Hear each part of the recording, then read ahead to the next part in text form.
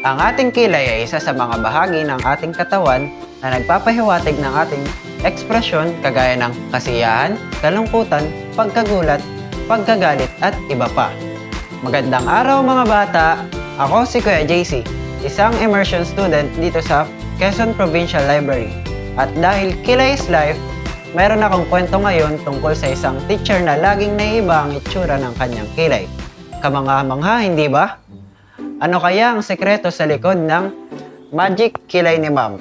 Isinulat at iginuhit ni Josel A. Del Rosario. May magic ang mga kilay ni Ma'am.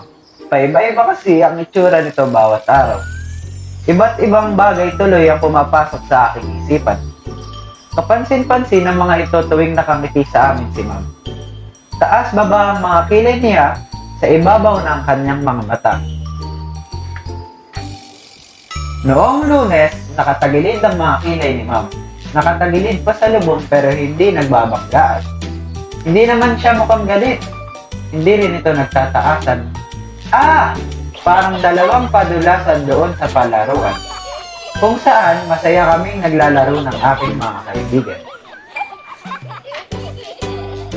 Pagdating ng Martes, para bang mga alon ng mga kilay ni Ma'am.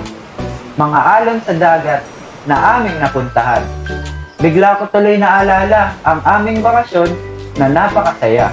Doon sa probinsya kasama sina lolo at lola.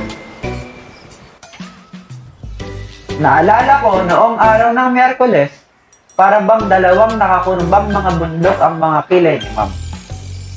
Nakahugis ito ng isang bundok na gusto kong akyatin. Tinatawag itong Bundok Buntis sa may probinsya namin. May magic talaga ang kilay ni Ma'am. Kahapon, pasigsag-sigsag naman ang ayos nito. Parang dalawang ilog na umaagos. O hindi kaya dalawang kidlat kapag may bagyo. Bukas, ano kaya ang bagong hugis ng kilay ni Ma'am pagpasok? Sa Huwebes, pantay lang ang mga kilay ni Ma'am. Tuwid ito at hindi liko-liko. Katulad ng diretsyong kalsadang papunta sa bahay namin. Hindi ka mariligaw dahil walang masikip na iskinitang madaraanan. Naku! Ano kaya talaga ang sekreto sa likod ng mga kilay ni Ma'am? Sinubukan kong humarap sa salamin. Taas baba, pero ang kilay ko ay ganun pa rin. Tingin sa kanan, tingin sa kaliwa. Kahit pumikit at magmulat, ang kilay ko ay hindi naman nag-iiba.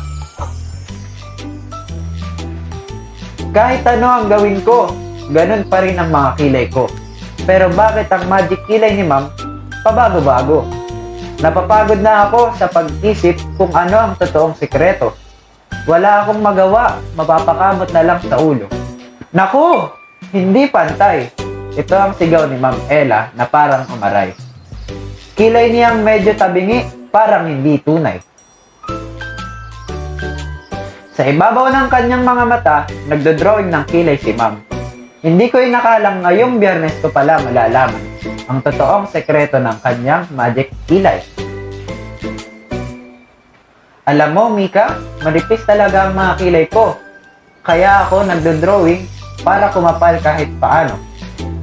Pero minsan sa pagmamadali, iba't ibang kilay ang nabubuo ko. Ang mahalaga, pantay pa rin ang bawat magkabilang dulo. Guhit sa kanan, sa kaliwa at sa gilid. Ang husay talaga ni Ma'am mag-drawing. Kaya naman siya ang paborito kong teacher sa sining. Ayan siya ulit, may bago na namang kilay na parang magic. Iba-iba man ang kilay ni Ma'am, mga labi niya naman ay laging nakakurba. Kaya araw-araw akong masigla sa eskwela. Parang paglangoy sa dagat ang aking pakiramdam. Nagiging mas masaya ang pag-aaral ko kapag ariyan si Ma'am. Lagi mang bago ang hugis ng mga kilay ni Ma'am, tuwid, patagilid, pakurba o paliko-liko.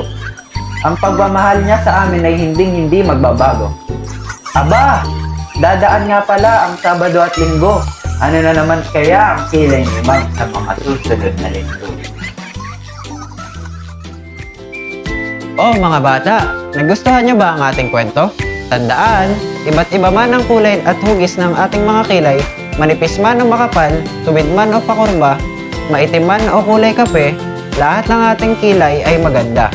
Ang mahalaga, Nagbibigay ito ng proteksyon sa ating mga mata, kagaya ng ating pilik mata. Hanggang sa muli mga bata, paalam!